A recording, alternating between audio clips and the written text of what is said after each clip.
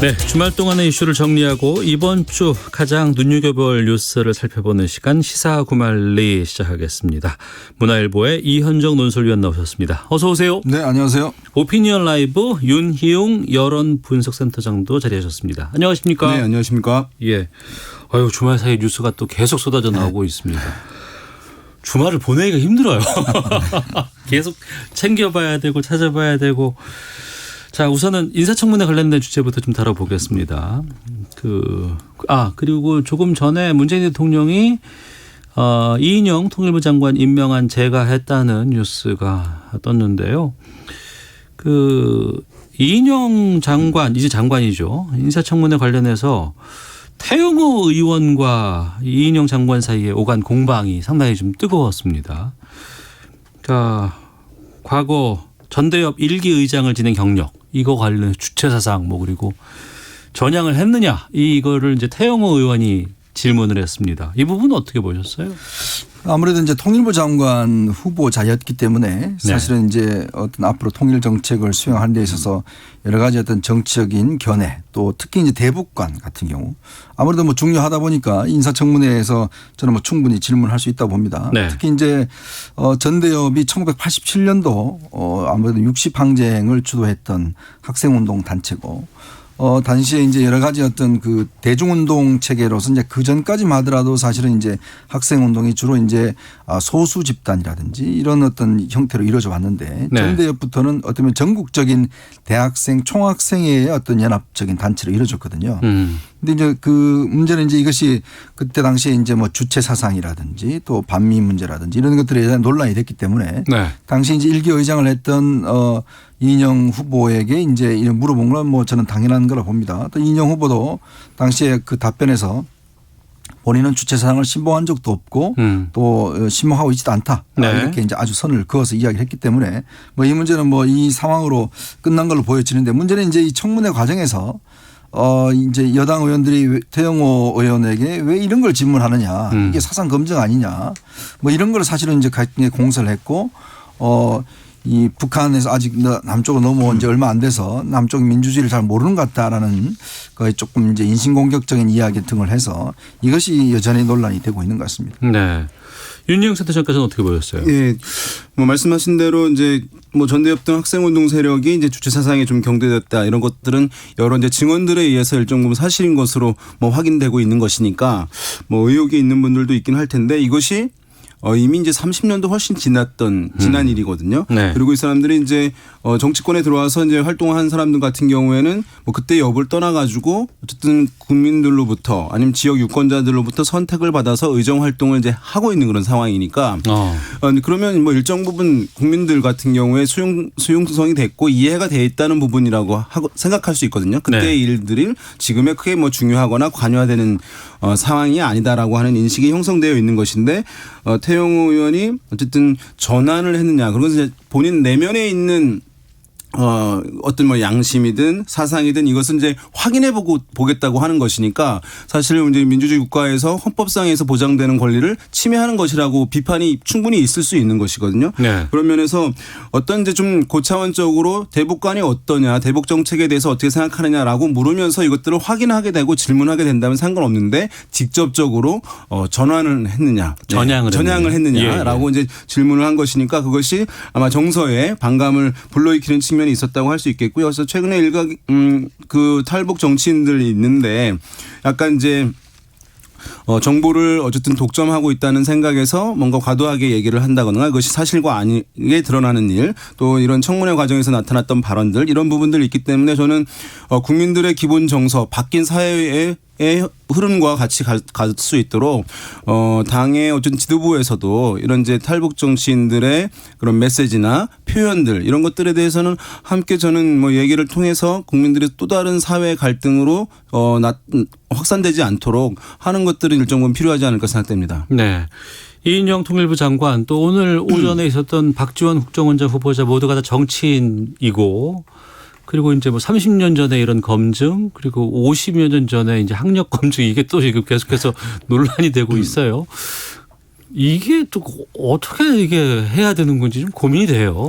근데 이제 그만큼 어떤 면에서 보면 우리가 정말 민주주의 나라라는 걸 반증하고 있는 거 아니겠습니까? 네. 사실 이제 북한과 우리가 현격히 차이 나는 건 바로 이런 문제를 공개적으로 물어볼 수 있다는 거예요. 네. 그리고 또 장관은 일단 국무위원입니다. 그만큼 또 자리가 가지고 있는 무게가 사실 국회의원하고는 좀 다른 차원이거든요. 저는 그렇기 때문에 태영호 의원을 향해서 여당 의원들이 뭐 민주주의를 제대로 못 배웠다는 이런 이야기 하는 건 저는 굉장히 오만스러운 이야기로 봐요. 네. 그 뭐냐면 기본적으로 북한에서 이런 거 물어볼 수 있겠습니까? 물어볼 수 없잖아요. 우리는 네. 물어볼 수 있잖아요. 이제 그렇다 하더라도 그것이 청문회라는 공간을 통해서 해소가 되고 또 국민들이 보는 가운데서 국민들이 판단하시는 거거든요. 예. 그리고 충분히 저는 질문할 수 있다고 보는 것이고 그것이 우리가 가지고 있는 민주주의의 힘이 아닌가라는 생각이 듭니다. 오늘 예. 지금 박지원 지금 국정원장 후보자 지금 청문회 진행 중인데요. 많은 문제가 제기가 되고 있어요. 뭐 50년 60년 전 이야기 진짜 까마득한 이야기 하태경 의원이 질문하니까 아니 그 태어나지도 않았을 때 일이다라고 이야기하는데 그만큼 네. 국무위원 국정원장 이런 자리들이 굉장히 엄중하고 그런 것들을 따져봐야 된다. 네. 사실 이제 뭐 여당 일각에서 야 이런 너무 개인사를 따지는 청문회가 필요한가라고 이야기를 하는데 네. 사실은 미국 같은 경우는 보면 이미 그 신상정보 같은 경우는 이미 그 어떤 청이 따로 있습니다. 거기서 굉장히 세밀하게 조사를 하기 때문에 실질적으로 청문회에서 그런 이야기를 하지 않고 다른 이야기를 충분히 할 수가 있는 거예요. 그런데 우리 같은 경우는 모든 걸 청문회에서 다 해야 되니까 예. 그런 것도 저는 충분히 검증을 해야 된다고 보는 것이고 그렇게 해야지만이 국민들을 볼 때도 장관에게 어떤 임무를 맡기는 어떤 마음이 들지 않을까 저는 그런 생각이 들거든요. 그렇기 때문에 저는 이게 우리가 2000년 이후에 쭉 청문회를 해왔던 나름대로의 어떤 그 청문회 가지고 있는 하나의 힘이 아닌가 저는 그렇게 봅니다. 오히려 민주주의에서의 청문회의 힘이다. 다만 이제 이게 다 오픈되어 있는 상황에서 이제 미디어에서 자극적인 이슈를 또 확산시키는 것으로 연결이 되는 것인데 일종의 이제 색깔론이라는 지적에서 자유로울 수 없는 것이잖아요. 과거의 냉전 시대에 어쨌든 그 프레임 틀을 가지고 사람들을 바라보게 되고 그것을 정치 공세를 하는 것이니까 저는 이것이 이제 단순히 이제 진보 정권의 인사들 대상으로 왜 공격하느냐에 대한 방어가 아니라 지난 이제 정권에서도 보면은 박정희 전 대통령에 대해서 뭐 어떻게 생각하느냐, 인정하느냐, 잘못이 있다고 보느냐, 뭐 이런 것들도 박근혜 정부 때도 그런 질문들이 청문회 때 많이 있었어요. 그러니까 청문회가 사실 이런 사안들 가지고 지역적인 사안들 갖고 지난 세대의 프레임을 갖고 얘기를 하게 되면 우리 사회에 계속 양분된 갈등을 계속 확산 조장하는 흐름으로 갈 수밖에 없는 측면에 있어서 청문회 위원들도 그때 나오는 발언들 어떤 공격하는 문제 제기하는 것들이 좀 수준 있게 이루어지게 되면 우리 사회 어쨌든 건전한 사회 발전에 그것이 더 도움이 될 수 있으리라고 봅니다. 알겠습니다. 시사구말리 다음 또 뉴스 살펴보겠습니다.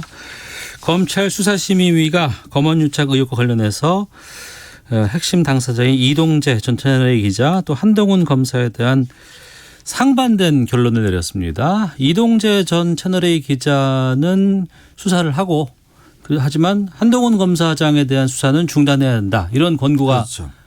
나왔어요.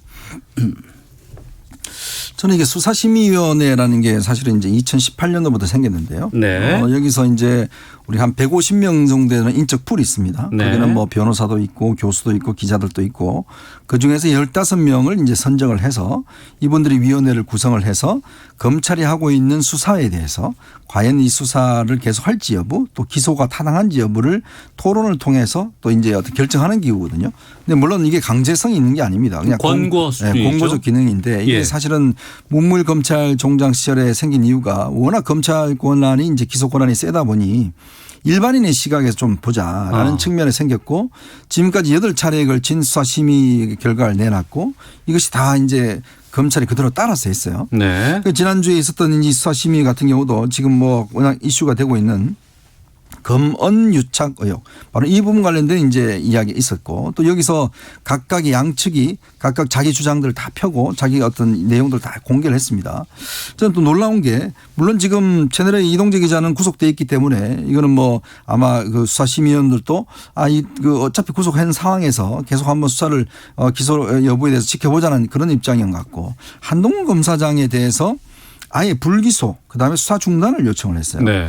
그러니까 그동안 보면 이미 그 영장에도 보면 검찰과 언론과의 어떤 관계 회복 이런 이야기도 있고 또 그동안 중앙지검 수사할 때 검언유착이라는 이야기가 계속 나왔지 않습니까?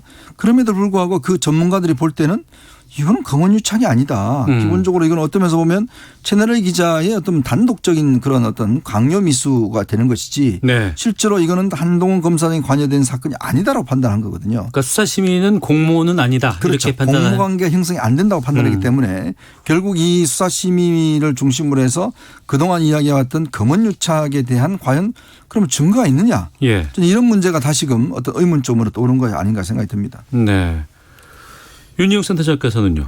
예, 그래서 이제 뭐 이것은 검언유착이라고 많이 얘기를 하긴 했었는데 일단은 수사심의위에서는 검언유착까지 본 것은 아니고 제가 봤을 때는 기자의 취재윤리 위반 정도 아니냐라고 하는 것이 이제 이번 수사심의의 결정의 뭐 핵심이라고 볼 수 있을 것 같아요. 그래서 그 15명의 수사심의 위원이거든요. 그렇게 되면 한동훈 검사장에 대해서 수사 중단을 주장하는 사람이 10명. 그다음에 불기소 해야 된다. 그것이 11명이니까 사실은 뭐 월등히 압도적으로 나온 것이라고 할 수 있기 때문에 일단은 검찰이라고 해야 될까 지금 수사팀에서는 상당히 어쨌든 타격을 받은 것이라고 할 수 있겠고 네. 또 이 문제를 상당히 이제 좀 쟁점화하는데 또 나름 이제 역할을 했던 추미애 법무장관으로서도 이 수사심의의 결정에 대해서 다소간 좀 일정 부분 당혹스러울 것으로 예상이 되고요. 분석이 되고 그래서 아마 최근에 어쨌든 지금 메시지를 내놓지 않고 있는 그런 상황이어서 앞으로 이제 이 사안을 어떻게 이제 흘러가야 될 것인가 이제 이런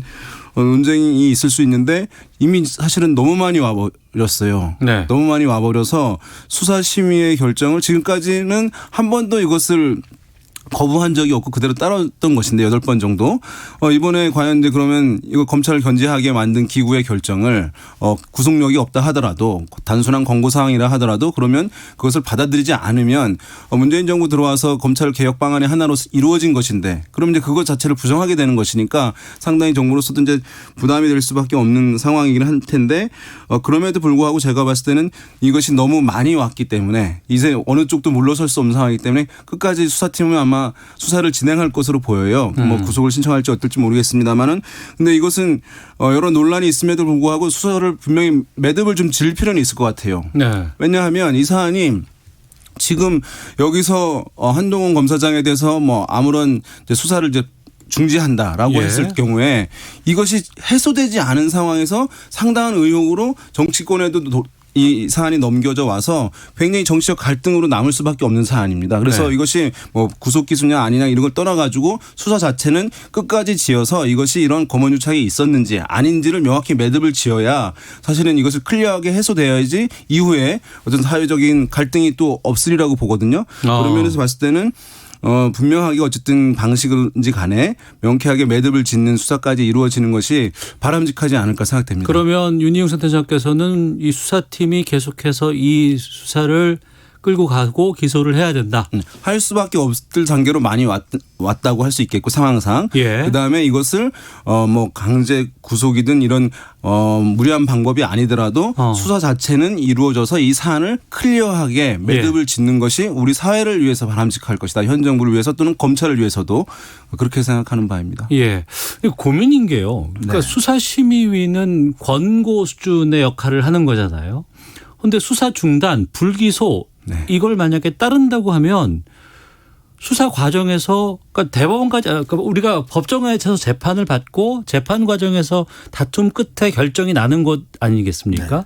그런데 이걸 불기소하거나 수사 중단을 해버린다는 건 그 법정의 역할을 수사심의위가 또 하고 있다라는 중복의 역할이 될 수도 있지 않을까? 이건 너무 좀 과한 거 아니냐라는 의견도 그러니까 있을 수 있거든요. 문제는 그거거든요. 이게 예를 들어서 지난번 이영렬 전 중앙지검장 그 사건이 있었습니다. 네. 당시에 법무부 간부들하고 중앙지 간부들하고 식사를 하면서 나름대로 이제 촌지를 얼마씩 준 거예요. 한 200만 원인가 준 거예요. 예. 그게 이제 김영란법 위반 혐의로 해서 이제 기소가 됐어요. 근데 결국 대법원에서 무죄가 됐거든요. 자, 그러면 지금 검찰이 그동안 왔던 게 우리가 검찰 개혁을 하는 게 뭐냐면 결국 표적 수사라든지 그다음에 먼지털이 수사라든지 이런 거 이제 하지 말자고 지금 검찰 개혁 이야기하는 거 아니겠습니까? 네. 예를 들어서 이거 혐의가 정말 딱 부러지게 된다라고 하면은 문제는 수사하면 되는데 문제는 어떤 면에서 보면 한번 계속 괴롭혀보자. 괴롭혀보자. 네, 왜냐하면 대법원까지 한번 괴롭혀보자라고 하다가 나중에 무죄 나면 아이 뭐 그때는 나 몰라라 이렇게 하는 것들에 대한 수사 관행들이 있어 왔단 말이에요. 그 관행을 막기 위해서 그렇죠. 수사심의가 그래서 존재해야 이제 된다. 수사심의를 열려서 예. 검사들 당신들 판단 말고 일반인들 판단이 봤을 때 이게 정말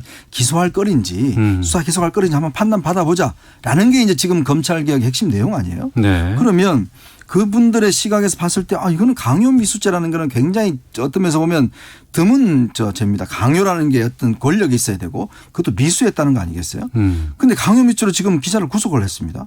자, 그러면 이 기본적으로 수사심의위원들이 볼 때도 이거 가지고 지금 검사장까지 공모 혐의로 해서 구속하기에는 이건 좀 혐의가 안 된다. 누가 봐도 이 녹취록 다 공개가 됐잖아요. 네. 이제 그런 어떤 사전에 걸러주는 역할이거든요. 그러니까 우리가 검찰 개혁을 그동안 이 문재인 정부에서 계속 하자고 한 이유가 바로 핵심은 거기에 있어요. 검찰의 먼지털이 수사, 표적 수사 하지 말자는 건데 지금 이 사건을 놓고 보면 오히려 그 반대로 가고 있다는 거예요. 반대로 가고 즉 있다. 뭐냐면 면지서류와 표적사를 지금 하고 있기 때문에 그걸 수사심의가 어떤 면에서 제동을 건 것이고 그렇다면 나중에 만약에 검찰이 기소를 해서 나중에 이동재 기자나 만약 한동훈 검사장이 무죄 나오면 그때 누가 책임질 겁니까? 자, 그런 부분들에 대해서 그때 그럼 다들 없을 텐데 그때는 나 몰라라 해버리면 이분들은 2년 3년 법정 공방하다가 정말 어떤 면에서 보면 괴로운 상황에서 끝나는 건데 그래서 지금 단계에서 물론 뭐 진실이라는 건 알 수가 없겠죠. 예. 그렇지만 지금 단계 증거로 보면 이 수사 계속하기 어렵다라는 게 이제 심의의 결정인 것 같습니다. 이 수사심의위에는 누가 참석을 하고 어떤 토론이 있었고 이건 공개가 안 된다면서요? 그렇죠. 수사심의위원 명단은 일단 공개 안 되는데 예. 주로 이제 그 교수분들 또 변호사분들 회계사분들 저희 기자들도 있고요. 그러니까 그렇게 해서 한 150명 풀이 있어요. 그래서 풀이 어떤 면에서 무작위적으로 돌아가면서 하고 주로 이제 처음에는 서류를 일단 있습니다. 양쪽에 제시한 서류를 읽고 기피할 수 있는 여지는 양쪽에서 있고. 또 이제 프레젠테이션을 해요. 그걸 결과를 보고 토론을 합니다. 예. 만장일치로 결정이 나지 않으면 그냥 표결에 들어가게 됩니다. 알겠습니다.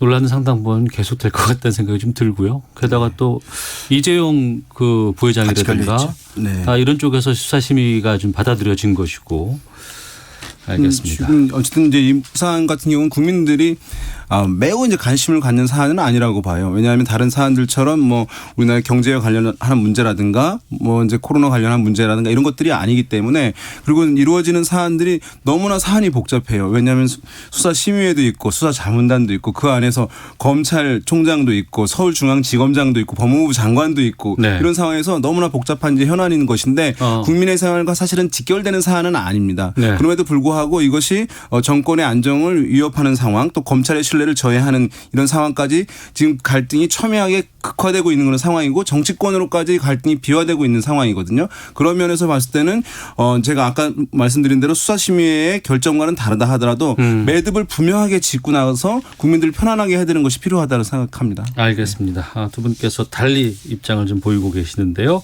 이현정 문화일보 논설위원 윤희용 오피니언 라이브 여론분석센터장과 함께하고 있습니다.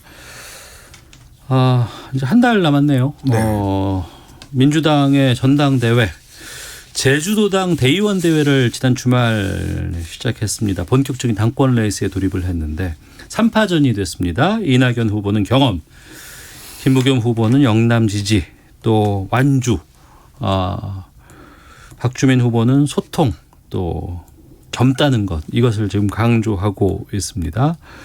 어떻게 보셨는지 윤희용 센터장께서 먼저 말씀해 주시죠. 네, 일단은 이제 이낙연 후보, 김부겸 후보의 이제 양강 구도에서 외초는 이제 이낙연 후보가 월등히 이제 압도적으로 승리할 것이다라고 하는 전망이었는데 김부겸 후보가 뛰어들면서 전당대회의 쟁점이 누가 더 적합하냐라고보다는 임기를 다 맞추냐 마느냐라고 한 것이 이제 전당대회의 주요한 쟁점이 되게 되면서 김부겸 후보가 일정 부분 이제 선전을 하게 되면서 경쟁 구도가 만들어지는 것 아니냐라고 하는 평가가 있었는데 여기에 박주민 후보가 이제 참여를 하게 된 것이거든요. 네. 이 상황에서 보면은 민주당 전당대회에서 가장 중요한 것은 친문 당원들 그러니까 문재인 대통령의 열성적인 당원들의 표를 누가 가져가느냐가 핵심이에요. 예. 그런데 이낙연 후보는 이 정권에서 총리를 했기 때문에 당연히 친문주자 아니야라고 생각하시는 분들도 있겠습니다만 사실은 이제 박주민 후보가 더 친문 성향이 강하다라고 하는 평가가 이제 당내에 있는 상황이기 때문에 지난번 전당대회에서 박주민 후보가 나왔습니다만 최고위원으로 1위를 했어요. 초선이지만 최고위원이 됐고 그렇습니다. 또 그것도 1위로 최고위원을 했어요. 그러니까 만만치 않은 저력을 가지고 있는 상황이니까 박주민 후보의 등장이 과연 이낙연 후보의 표를 어느 정도 갉아먹을 것이냐가 이제 지금 쟁점이 되는 상황이거든요. 예. 그러면서 봤을 때 지금 박주민 후보의 등장으로 인해서 상당히 뜨거워진 것은 틀림없어 보이고 그런 상황에서 뭐 이낙연 후보가 여전히 우세한 가운데 상당히 이전 비해서는 그 후보들 간의 격차는 상당히 줄어들 것으로 전망이 됩니다. 네, 이현정 노설위원께서는요. 그러니까 지금 이제 관건은 이제 이게 사실 코로나 국면이다 보니까 이게 지금 그 대중 전당대회라든지 이런 걸 잘 못하게 되면서 사실은 이게 지금 온라인으로 이제 투표를 한다든지 예. 이렇게 되면서 사실은 어떤 쟁점 부각이나 이런 게 어떤 예전에 어떤 당대표 선거보다 굉장히 약한 면이 있어요. 그러니까 흥행 면에서 이 코로나19라는 상황은 악재죠. 그렇죠. 예. 그러다 보니 기존의 어떤 당원들을 확보하고 있는 사람, 조직력이 강한 사람, 그다음에 온라인에 강한 사람 이런 그 후보가 굉장히 선전할 가능성이 있습니다. 그런 면에서 보면 지금 일단 처음에 이낙연, 김부겸 양자 구도였다가 박주민 초선 의원이 지금 이제 요즘은 재선이죠. 뛰어들게 되면서 결국 이제 이게 상황 자체가 상당히 급변을 했어요. 왜냐하면 이 박주민 의원 같은 경우는 이제 이게 사실은 온라인 쪽 그다음에 권리당원 쪽 이쪽에 표가 간단치 않아요. 네. 제가 볼 때는. 그리고 또 더군다나 친문 성향이 굉장히 강하고 또 그동안 해온 걸 보면 물론 뭐 당내에서는 왜 출마했냐라고 이제 많이들 이야기하는데 물론 본인은 이제 여전히 정책의 몸값을 높이고 뭐 그런 차원에서 충분히 할 수 있다고 봤기 때문에 과연 이 표를 어디 표를 갉아먹느냐에 대한 문제도 있을 거예요. 네. 즉 이제 이낙연 후보가 갉아먹는 것이냐 아니면 김부겸 후보의 표의 결집도를 떨어뜨릴 것이냐. 왜냐하면 최근에 김부겸 후보가 굉장히 친문 성향의 어떤 그 지지자들의 맞는 이야기를 많이 하고 있거든요. 구애를 많이 하고 있습니다. 구애를 많이 하고 있다. 네. 그러니까 그런 면에서 본다면 김부겸 후보의 표의 결집도 이런 것들이 상당히 떨어질 가능성 이것도 좀 저는 엿보고 있습니다. 그러니까 민주당이 이제 전당대회 경선 룰을 보게 되면 전국 대의원 투표가 45% 들어가고 전국 네. 대의원이 그다음에 권리당원이 40%가 들어가고 예. 당원 여론조사가 5%를 들어가고요. 예. 이제 일반 국민 여론조사도 들어가긴 하는데 그것이 10%밖에 안 돼요.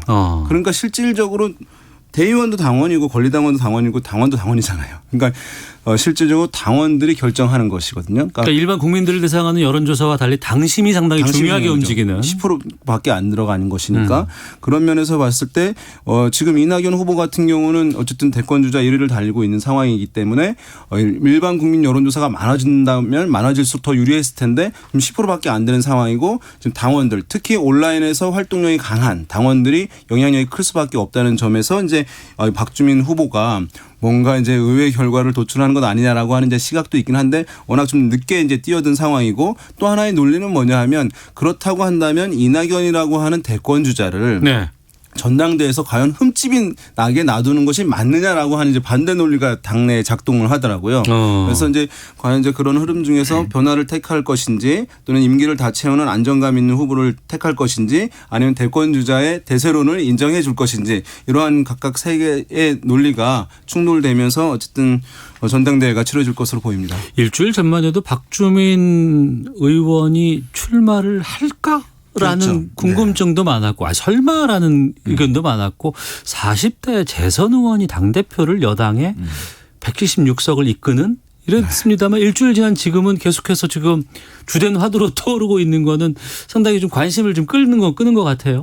이게 사실은 민주당의 어떤 그 뭐라 그럴까요 조직의 변화 이게 상당히 있어요. 왜냐하면 이번 총선을 잘 보시면 알겠지만 민주당이 이제 예전부터 어떤 온라인 쪽으로 굉장히 많이 당원을 강화시켜 왔거든요.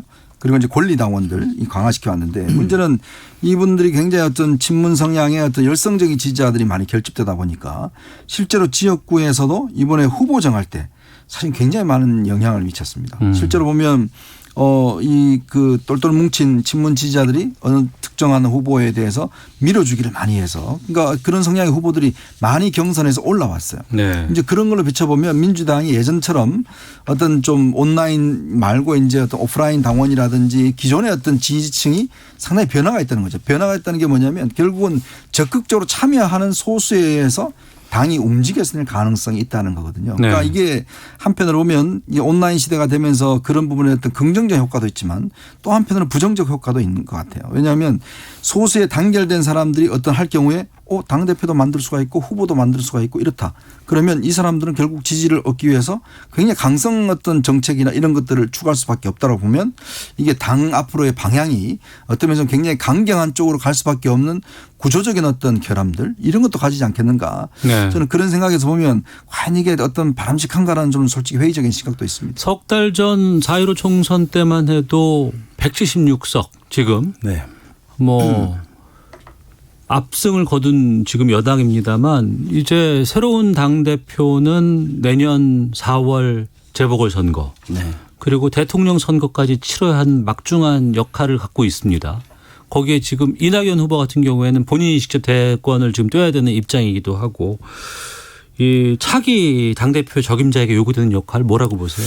일단은 뭐 딜레마 상황이긴 할 텐데요. 이제 정권이 임기 후반부로 가기 때문에 사실은 청와대라든가 현 정권의 이미지가 대중에게 전달되는 것을 용인할 경우에는 당이 다음 선거를 준비할 수가 없는 측면이 있거든요. 그래서 이제 독자성을 강조하면서 또 이제 그렇다고 해서 현 정부가 성과를 내지 않도록 하면 안 되고 성과를 내도록 도와줘야 되는 것이기 때문에 네. 당이 독자성의 모습을 얼마나 가져가면서 현 정부가 성과를 내게 해야 되는 이제 이중적 과제를 해결해야 되는 뭐 그런 측면이 있다고 할 수 있겠습니다. 알겠습니다.